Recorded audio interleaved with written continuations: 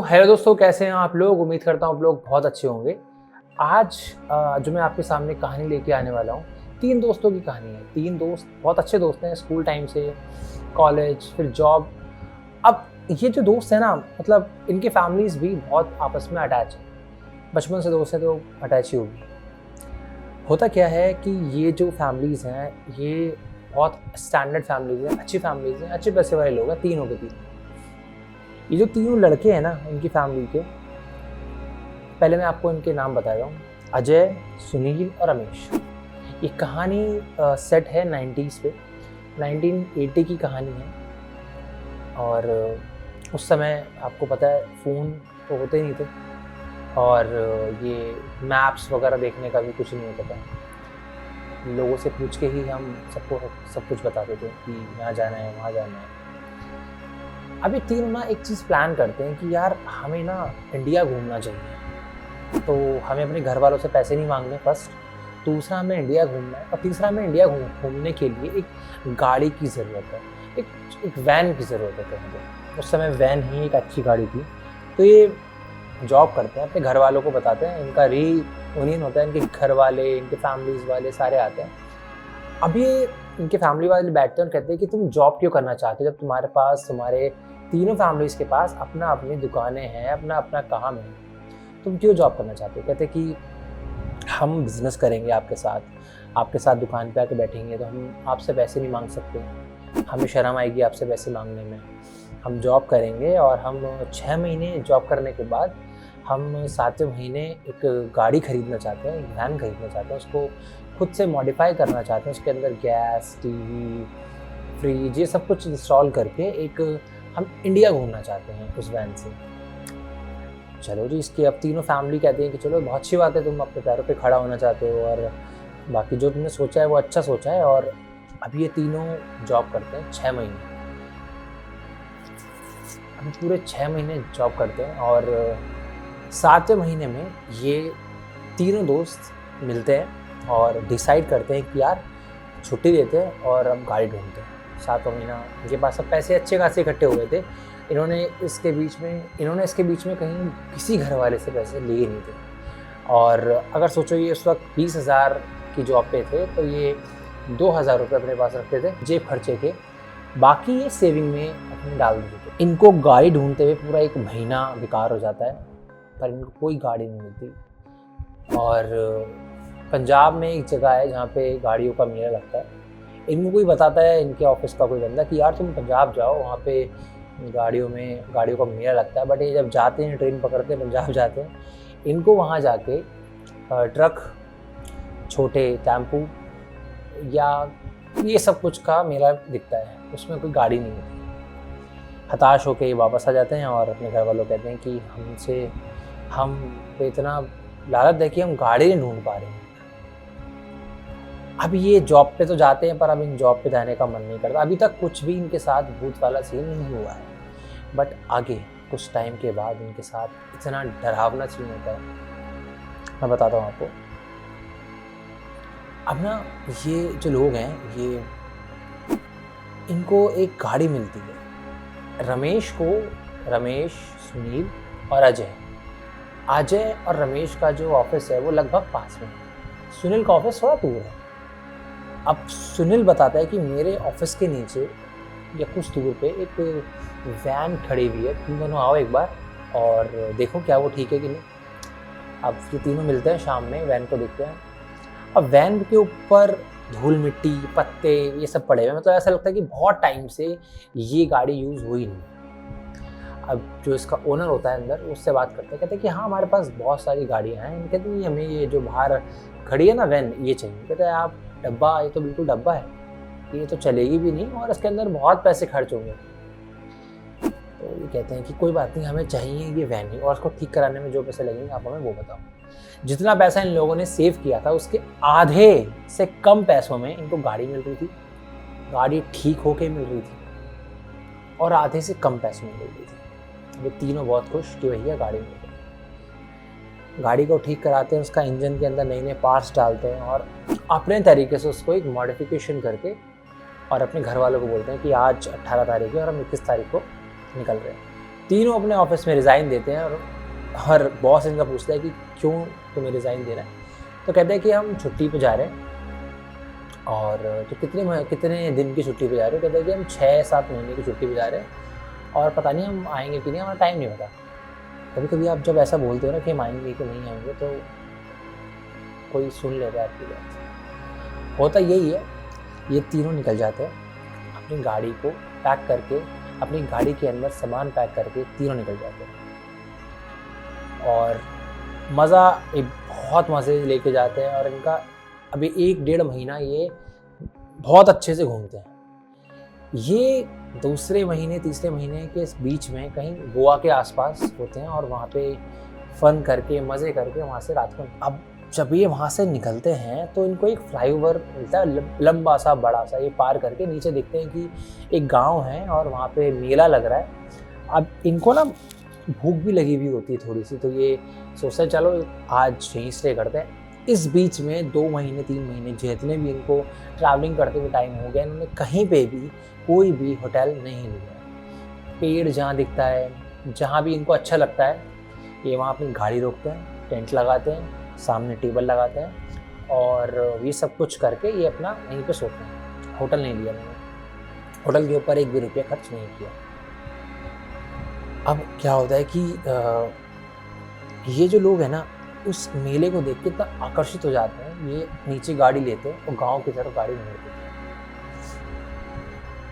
अब जब ये गांव की तरफ गाड़ी मोड़ते हैं तो ये कहते हैं कि इनको लोग दिख रहे हैं आते हुए, पर लोगों के ना फेस क्लियर नहीं है। मतलब फेस दिख रहा है, फेस में आंखें नहीं दिख रही, मुंह नहीं दिख रहा, नाक नहीं दिख रही।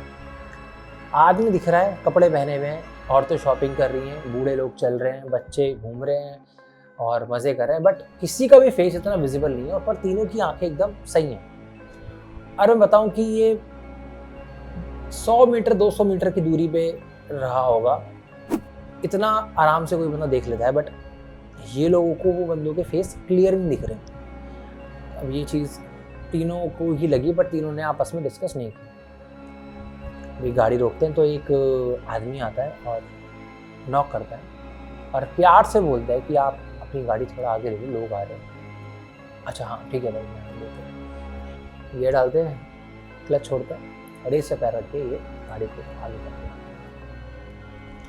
गाड़ी कुछ दूर जाके फिर से खड़ी करते हैं और जहाँ पे इनकी गाड़ी थी, जो मेले का इनको व्यू दिख रहा था, वही मेले का व्यू अब इनको दूसरी साइड से भी दिख रहा है।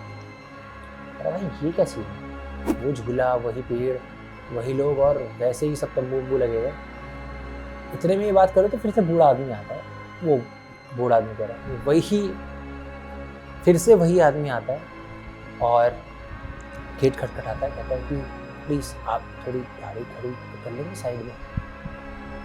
आप इसको देख के एकदम थोड़ा भचक्का सा हो जाते हैं कि हमने मानो 2 से 3 किलोमीटर आगे गाड़ी लगाई है और वो बंदा हमसे तेज भाग के तो नहीं आ सकता ना भाई, तो ये सीन क्या है?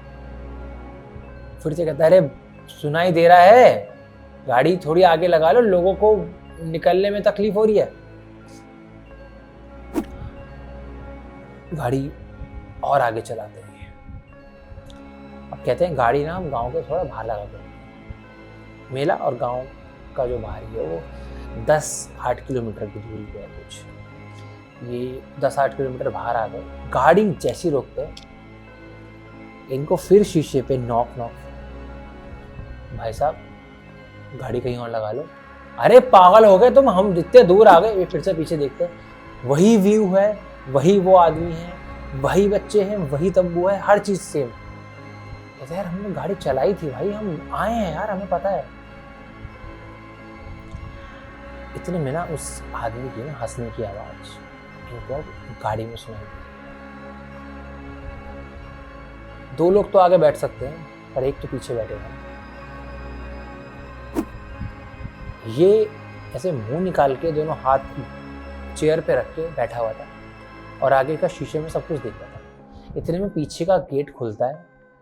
हमारी गाड़ी को लिए हुए कितना टाइम हुआ है? 2-3 महीने हुए हैं और ये गाड़ी अभी से ऐसा रिएक्ट कर रही है। खुद ही गेट खुल गया, ऐसा हो नहीं सकता। अभी तक तो गाड़ी ठीक थी। ये गेट बंद करता है फटाफट से, वो आदमी की हंसने की आवाज़ उनको कंटिन्यूस आ रही है, कंटिन्यूस। अब गाड़ी के चारों गेट खुलते हैं। अब ये तीनों बहुत डरे हुए हैं। रमेश पहले बाहर निकलता है और दोनों को बोलता है कि तुम यहाँ से पहले बाहर आओ। और ये तीनों के बीच में थोड़ी सी बहस हो जाती है। ये तीनों अलग अलग चीज़ें बोल रहे हैं, अलग अलग बातें बोल रहे हैं। अब ये भाग रहे हैं, गांव की तरफ भाग रहे हैं कि इनको गांव दिख रहा है, बहुत तेज तेज भाग रहे हैं और उस आदमी की आवाज़ इनको कंटिन्यूसली हमारे इनके आसपास हंसने की आए जा रही है। एक बरगद का पेड़ इनको दिखता है। ये वहाँ जाके छुपने की कोशिश करते हैं। वो आदमी की आवाज़ अब इनको उस पेड़ के आसपास नहीं आ रही है। कहते हैं कि क्या पता वो आदमी चला गया। मैं आपको एक बात बता दूं कि ये जो बरगद का पेड़ होता है ना, इसके पास ये जो ब्लैक मैजिक लोग करते हैं, ये काम नहीं करते बिल्कुल। ब्लैक मैजिक या भी अगर कुछ भी टोना टोटका जैसी कोई चीज़ आपको बरगद के पेड़ के पास करनी होगी तो वो नहीं होगी। अब क्या होता है कि ये तीनों के तीनों एक गांव की तरफ भागते हैं। गांव की तरफ भागते हैं, इनको एक घर दिखता है, उस पर ये नॉक नॉक करते हैं और एक बूढ़ी आंटी निकलती है वहाँ से और कहते हैं कि दादी, हमारा एक आदमी पीछा कर रहा है, प्रेत है, भूत है, हमें नहीं पता, और वो उसके हमको बहुत डर लग रहा है कि हम आज की रात यहाँ पे रह सकते हैं, और चलो आप नहीं रह सकते तो आप हमें यहाँ से निकलने का रास्ता बता दो। बूढ़ी अम्मा तुम्हें कहते हैं कि आज की रात तो ना निकल पाओगे, आज की रात तो तुम निकल ही नहीं पाओगे यहाँ से। ये बोल के गेट भेज देती है। जैसे लगता है इनका मानसिक संतुलन ठीक नहीं। बगल के घर में जाते हैं, गेट खटखटाते हैं, वही बूढ़ी अम्मा उस घर से निकलती है, कहती है कि मैंने बोला ना वहां से तुम यहाँ से निकल के नहीं जा सकते रात से पहले, तो क्यों भाग रहे हो? छुपो, अगर ढूंढ लिया ना उसने तुम्हें तो तुम जिंदा नहीं बचोगे। ये बोल के ये भी गेट भेज देती है। कहता है यार सबके दिमाग मिले हुए हैं क्या, सब पागल हैं? आप तीनों अलग अलग घर पे अलग अलग गेट बजाते हैं और तीनों गेटों में से वही अम्मा निकल एक ही बात बोलती है, पागल हो क्या? बोला ना आज रात तुम यहाँ से निकल नहीं पाओगे। अब ये बोलते हुए भी हंस रही है और ये तीनों डर के वहां से भाग रहे हैं। ये अपनी गाड़ी को ढूंढते हैं, गाड़ी में बैठते हैं और गाड़ी को पूरा एक्सेलरेट करके पूरा 100 की स्पीड में गाड़ी भगाते हैं। पूरी रात वो गाड़ी चलती रहती है, रोड ख़त्म नहीं होता, गांव के अंदर ही रहते हैं और वो हंसने की आवाज़, वो गाड़ी के साथ साथ भागने की आवाज़, गाड़ी के साथ साथ किसी आदमी के दिखने की आवाज़ इनको पूरी रात डराती है। जब सुबह होती है 6-7 बजे के आसपास, जब ये गाड़ी रोकते हैं तो गांव को देखते हैं।